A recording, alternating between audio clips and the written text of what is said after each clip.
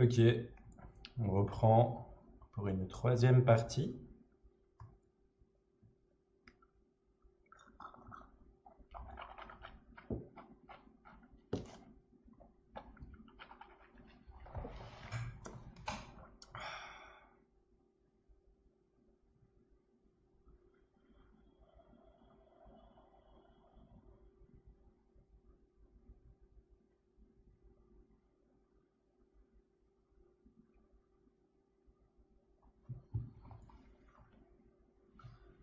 BB19, BB23, BB.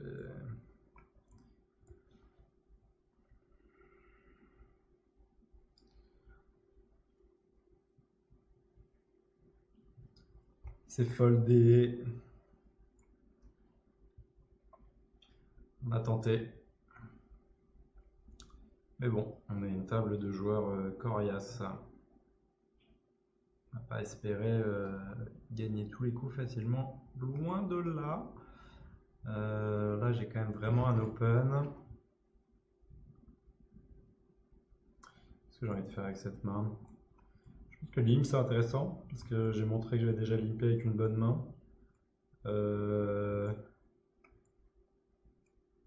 Et j'ai une main qui joue bien dans un pot limpé, je pense. 3-way comme ça. Et par contre, en fait, si j'open, je risque de me faire shove par ces deux joueurs et c'est typiquement une main que j'aime pas à open shove parce elle a beaucoup d'équité, donc pas open et fold sur un shove. Si sur ce board, je vais min bet.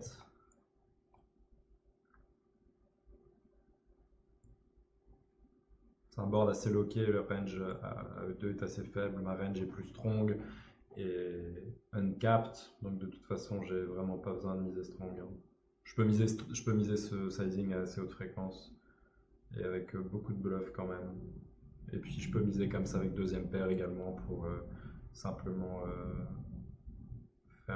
récolter la dead money quand ils fold, quoi, et les empêcher de réaliser une partie de leur équité s'ils en ont aussi.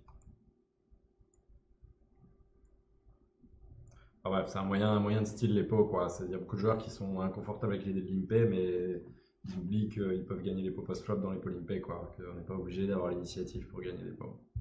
Manifestement, beaucoup de gens sont quand même plus à l'aise avec l'initiative.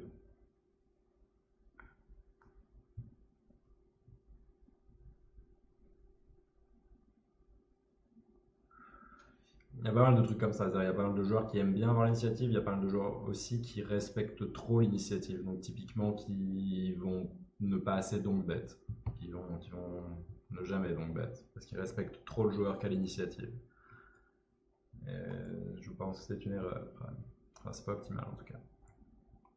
D'avoir ces tendances que je viens de nommer.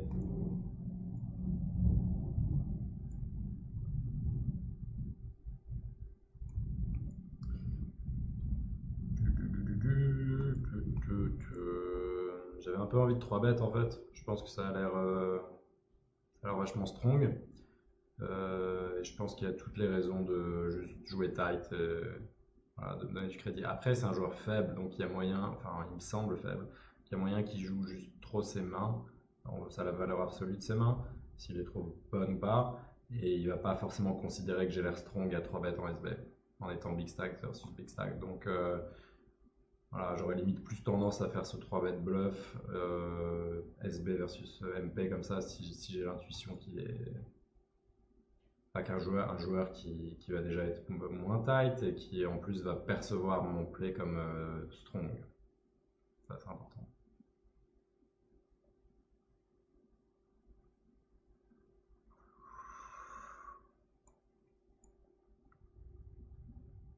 J'étais un peu tenté de tenter le style under the gun ici. La raison c'est que quand Exan est big blind, je pensais pas très bien de jouer contre lui, mais je pense contre Fluffy, et avec son stack size en plus, Fluffy, ça va être pas mal. Après, j'ai quand même deux stacks derrière qui sont prêts à shove là, pas mal à mon avis. Mais oui, il y a un autre avantage, c'est que Bouton est tight, enfin il joue ses mains, donc quand il est au bouton, il va beaucoup moins me faire chier que Paul Pitches, etc. Donc typiquement, ouais, j'ai des incitations quand on est 6 comme ça, je pense à essayer de style UTG un peu, je pense.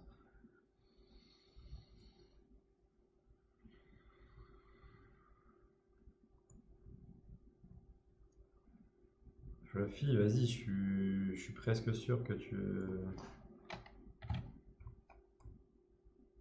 3 bet light en fait, enfin que t'opens suffisamment, que t'opens trop quoi. Donc là, je vais lui mettre vraiment un bon effet de levier. Je pense qu'il est un peu obligé de shove ou fold et je pense qu'il y a pas mal de raisons de me donner du crédit quoi. J'ai pas un gros taux de 3 bêtes, il m'a pas forcément vu jouer comme ça. Je pense que j'ai identifié qu'il openait un peu trop en EP. Il avait open roi dame off, des trucs comme ça. Hmm. Qu'est-ce que j'ai comme bonne carte? Si je barrel, qu'est-ce qu'il fold? Si je mise ça par exemple, qu'est-ce que tu fold?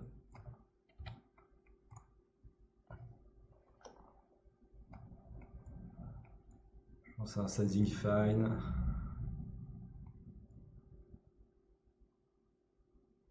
Un board quand même assez dry qu'il a pas tellement touché. Bon.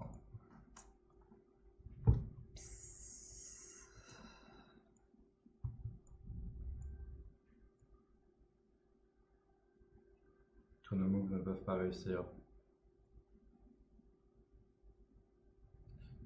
Pas du tout un move en fonction de la force de ma main, j'ai juste considéré que ma main était good enough pour tenter le play. Enfin, je voulais vraiment jouer sur ma fold d'équité pré-flop en fait, mais étant donné qu'il call beaucoup les 3 bêtes, sur ce flop, j'ai estimé que j'avais quand même, avec mon bet, c'est-à-dire mon stack peut me le permettre, je mets un très gros effet de levier et je pense qu'il y a quand même à ce stade pas mal de mains qui vont fold. Enfin, je veux dire, c'est vraiment pas un excellent flop quand il a paire de 9 par exemple. Ça pourrait être une main qu'il a et il décide de call le 3 bet et décider sur quel flop il stack off et possiblement stack off sur ce flop, mais on va dire que voilà. Enfin, j'avais un 9 donc il n'y a pas forcément paire de 9, mais je pense qu'il y a beaucoup de mains qui vont pas forcément pouvoir défendre.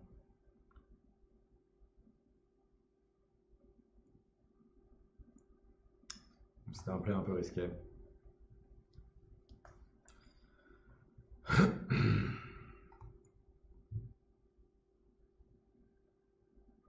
Je pense que je devrais prendre ce truc, cette note sur lui. Après, non, je vais pas prendre cette note, parce que j'allais prendre comme note qui m'est possiblement 3 bet light, mais en fait, si c'est pas, je peux très bien avoir 3 bet as roi et décider de 6 bet fold. C'est pas hors de toute possibilité.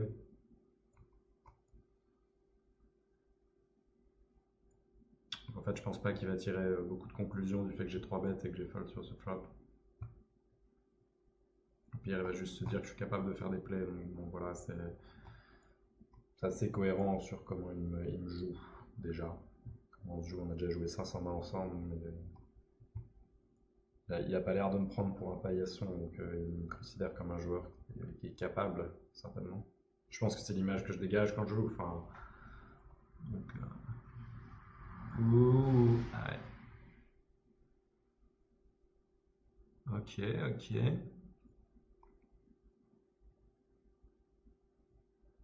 C'est certainement mieux pour moi en fait que le joueur qui double dans cette main, étant donné que les deux joueurs sont les deux joueurs parmi, à mon avis, les plus agressifs de la table.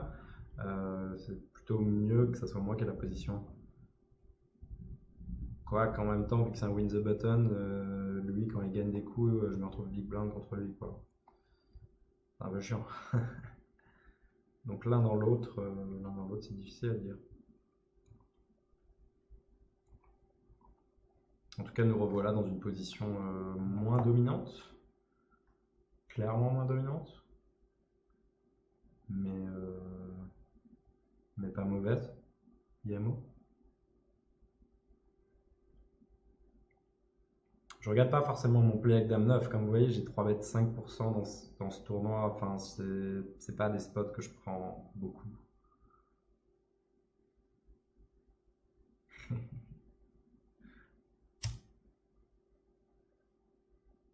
En fait, c'est vraiment un tournoi. Là, le gars, il dit on joue depuis 6 heures et on n'est toujours pas ITM.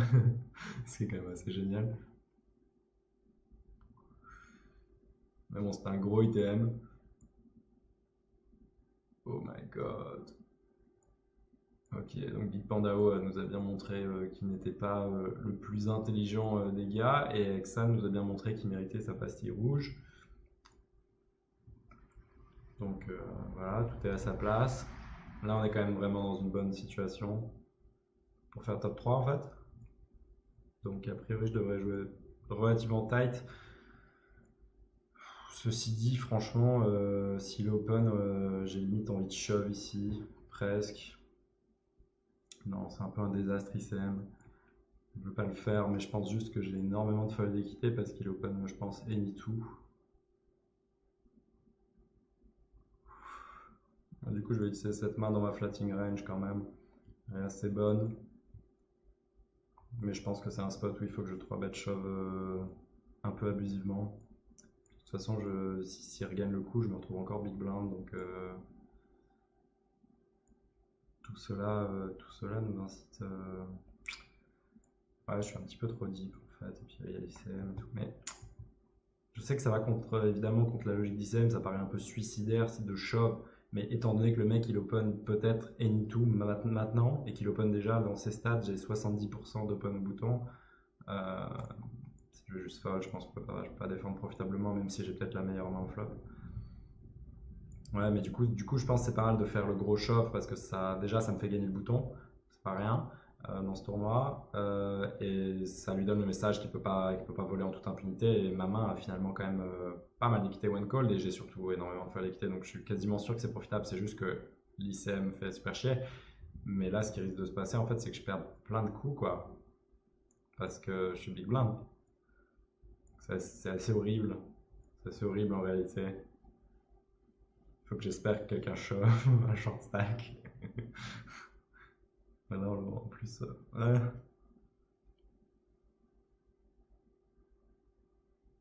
On n'a même pas une blinde à rajouter, donc I call. Ça peut éviter aussi peut-être qu'il gagne le bouton, parce que du coup ça me donne une chance de gagner le coup. Post-flop. Ici il y a une paire. Il a checké back, alors qu'il avait juste collé, vas-y.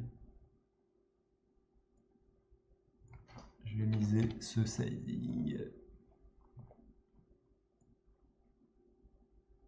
Je pense que j'ai généralement la meilleure main.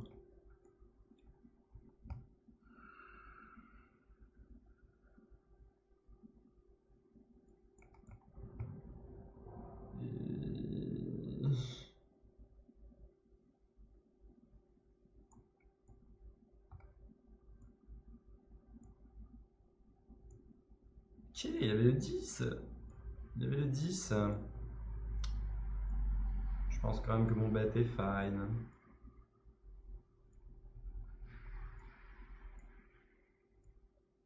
Ça fait chier là, putain, je vais me retrouver big blind tout le temps, putain.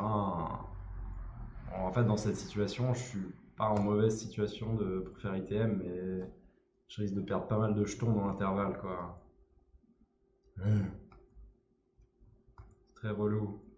La structure me lie les mains.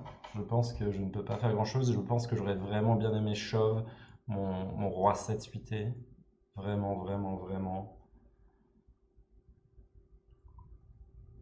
Quel enfer.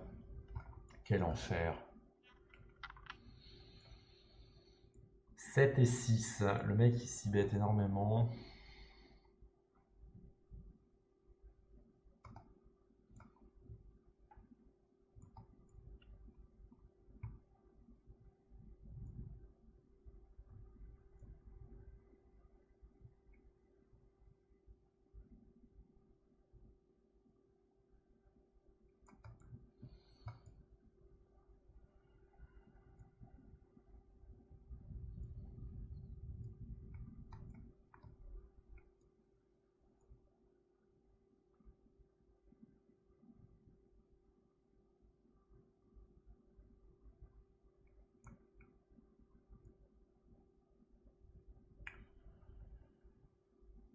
Ouf, la petite dame qui fait du bien. Ok. Ok.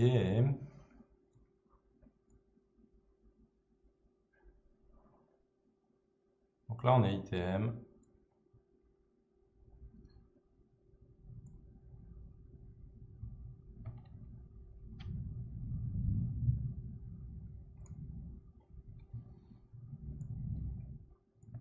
Trois bêtes call.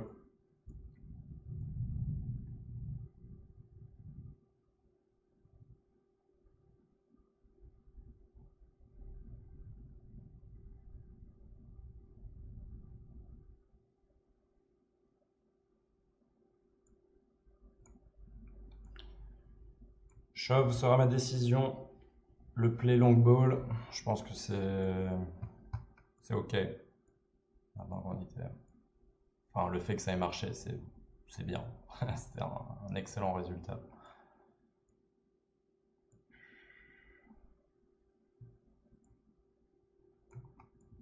Une min raise, certainement pas être fou.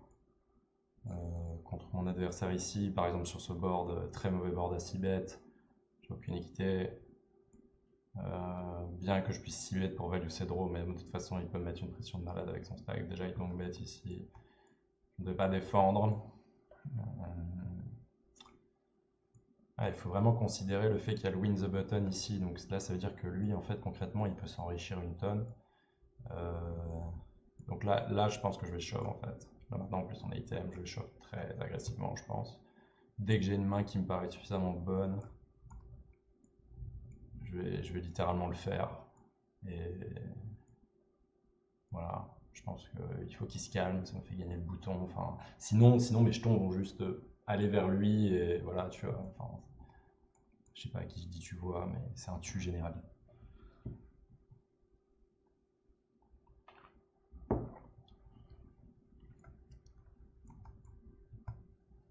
Come on, let's win this thing.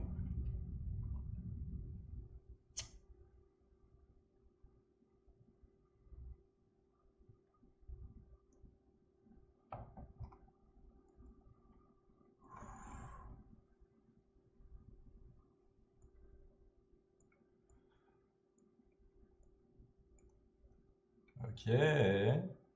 Donc on est 3 left. Faut le gagner quoi. Faut le gagner. Je pense que je vais jouer assez aggro. 27 VB.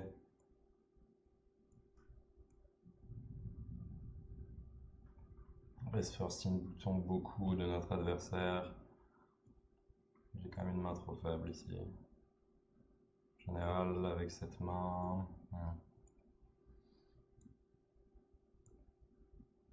Fold SB versus. Ok.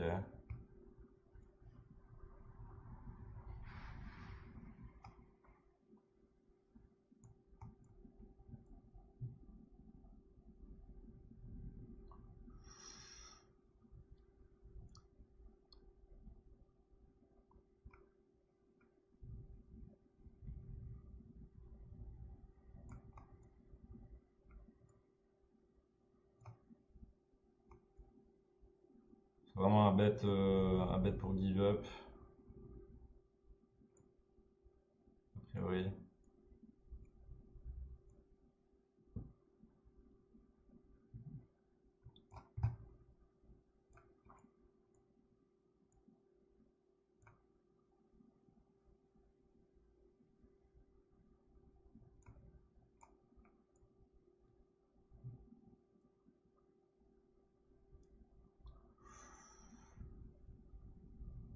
Je m'entends pas faire folder ça. Of course. Juste estimer qu'il a fait possiblement suffisamment de mains qui n'avaient pas un cœur. Et qu'avec ma ligne, il pouvait me donner du crédit quand même pour value bet des cœurs. Valet de cœur, peut être dans ma range. Pas de cœur aussi. Je pense que je vais shove ici. Maintenant que j'ai 3 bêtes, non, parce qu'il est vraiment trop tight en 3 bêtes. De manière générale.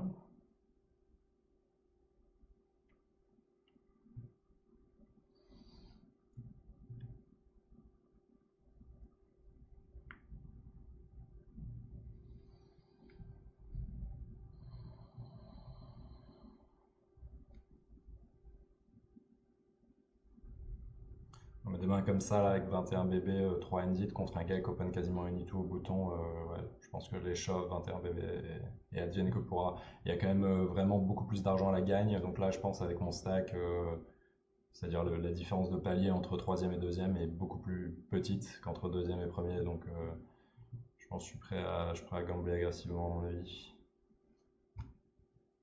Même là, je suis presque prêt à open shove en fait. Je pense que je vais faire ça. 10% de mon stack au milieu. J'ai quand même un king. Je suis prêt à prendre des risques. Et, voilà. Je vais juste prendre la dead money toutes les fois où il fold. Il n'y a pas de raison de s'envoyer en l'air forcément. Ici, je vais plutôt raise induce. Hein. Je vais pas genre open shove ou quoi. Certainement pas mon plan. Mon plan, c'est d'essayer de pouvoir raise le plus de boutons et je puisse avoir des bonnes mains quand je me raise évidemment.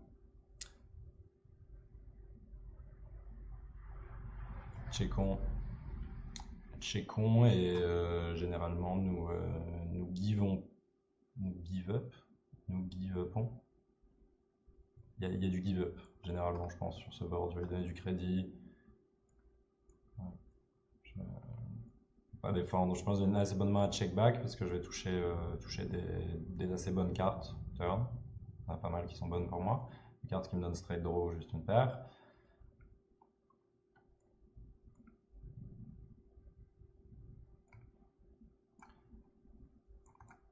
I'm all in. J'ai deux cartes suitées rapprochées. C'est important. C'est assez important. Si je vais limp, peut-être limp shove si je me fais ISO. Pas par big blind ceci dit. S'il avait ISO, j'aurais fold. Vu ses stats de PFR 3% en big blind. Donc, sur ce board, je vais stab avec hauteur as et quitter backdoor. Je pense que on est pas mal. C'est un board sur lequel je pourrais avoir quelques rois X parce que avec 20 bébés, j'ai pas forcément envie d'open roi 10 et de me faire shove la gueule. Enfin, je pense que si je jouerais roi 10, je collerais sur moi ce stade. Vu que je suis prêt à faire tapis avec 17. En tout cas, je vais juste faire un petit sizing et puis voir ce qu'il advient à la turn. L'avantage, c'est que, voilà, c'est que je style le pot comme ça. Voilà. Après, je trouvais que j'avais une meilleure main à limp qu'à raise.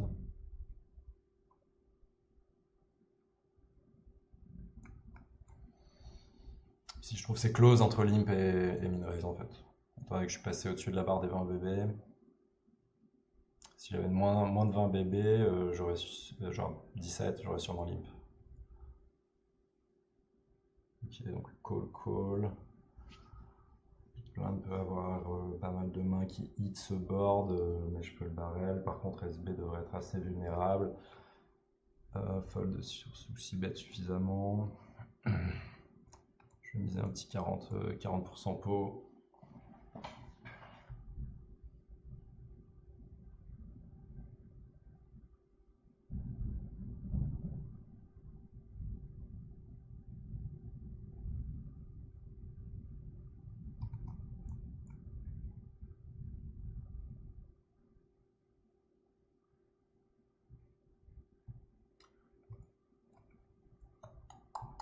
Je peux pas faire grand chose contre son shove. Je pense que de toute façon, il fait ça avec des mains qui ont suffisamment d'équité, genre des draws, des paires plus draws. Enfin, voilà.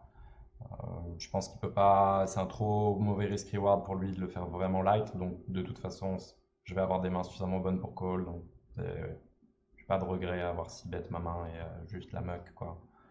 Je vais pas me lever à les call parce que le gars peut avoir des draws, par exemple.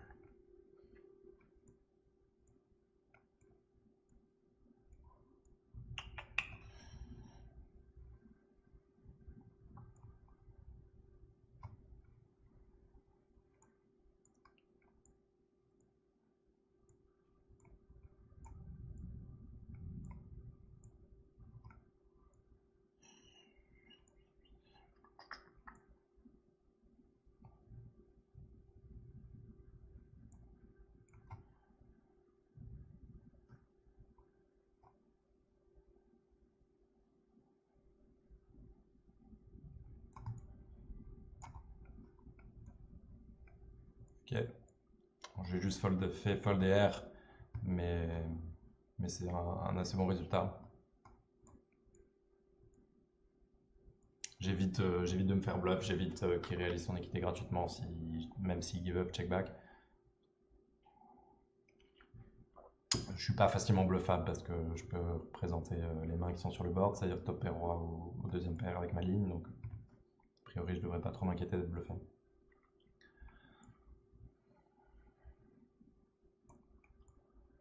Ok.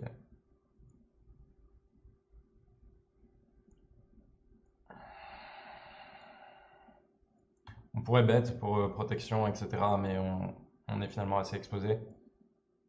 C'est-à-dire j'ai pas les meilleurs valets dans ma range, j'ai a priori pas les pocket pairs qui font brelan. Donc quand je bet ici, bon, je suis assez exposé à me faire float ou à me faire raise contre un bon joueur. Donc je pense que c'est une bonne main à check back et juste essayer de réaliser mon équité.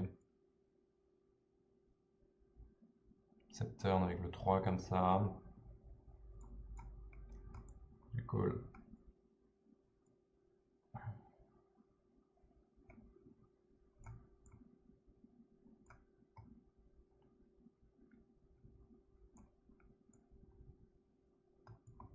Ok. Il a joué small ball bluff.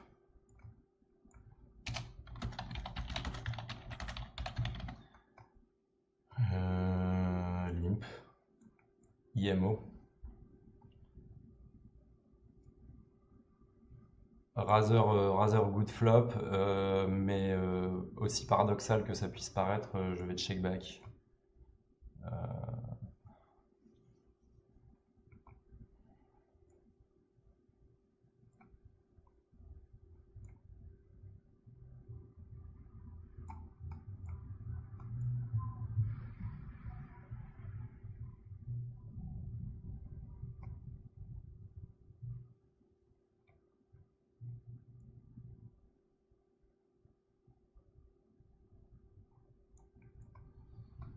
C'est close entre raise et limp également.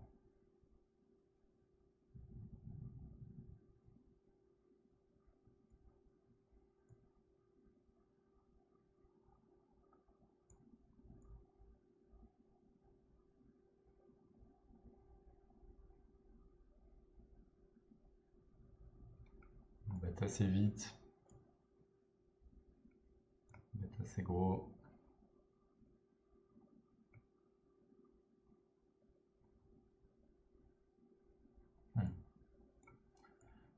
Je peux pas faire grand chose. J'ai beaucoup de meilleures mains qui peuvent défendre.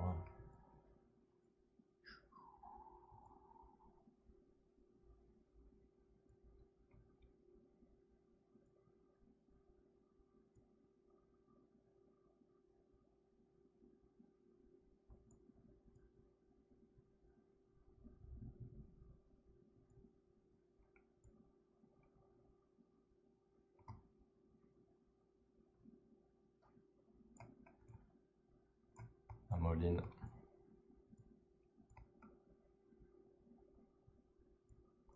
C'est assez risqué, mais bon, ça passe. En fait, l'idée, quand vous êtes contre des adversaires durs, comme c'est le cas ici, c'est-à-dire des adversaires vraiment agressifs, profil plutôt mid-stakes, high-stakes, je pense les deux, ils sont du genre dans cette situation avec les stacks à vraiment open aussi large que possible, une range aussi large que possible, donc tous les deux ils open 50% plus. Donc quand moi j'ai 20 bébés, de toute façon en plus c'est un win the button tout ça, mais je vais avoir assez peu d'opportunités de toute façon de style moi-même, parce qu'ils vont pas certainement pas me laisser tranquille quand moi-même je open mon bouton. Donc en fait les spots de restyle deviennent vraiment précieux, bien que risqués.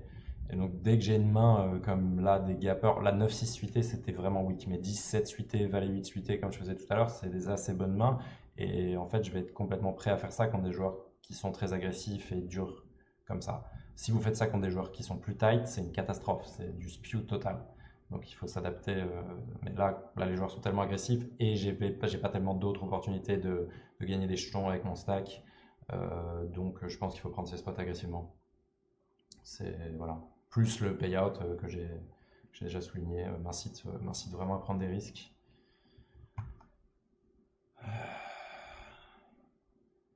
Je limp à nouveau. Je pense que j'ai une main qui joue bien en limp et j'ai une main qui peut limp shove. Je pense que c'est ce que je vais faire. Il a raise assez vite. Et généralement, il l'a pas fait. Mais je pense que j'ai quand même une main assez forte. Ok, il a une main absolument nuts. Ok, donc ce sera la fin de cette aventure. Je vais quand même noter ça. Euh,